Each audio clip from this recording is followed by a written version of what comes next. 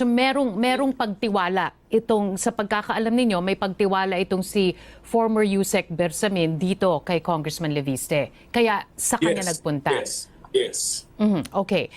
And itong mga text messages, let's go to that now, Congressman Erice. Yung nakita nyong text messages, in what form did you see this? Nakaprint na ho ba? Summarized na ho ba? Go ahead. Nasa USB. So, iba-ibang dates, number, dalawang numbers.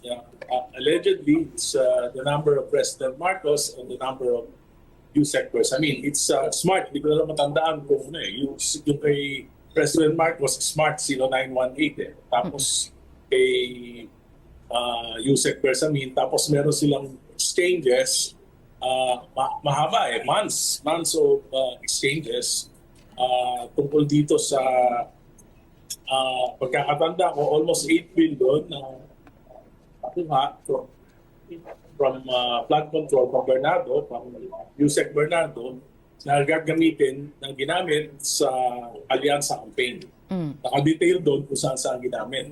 At meron ding 1 billion from, more than 1 billion from the Bureau of Customs, and another almost 500 million from confidential funds of the President. Yun yung naka-detail doon. Very detailed yung expenses, including payment for example, dahil si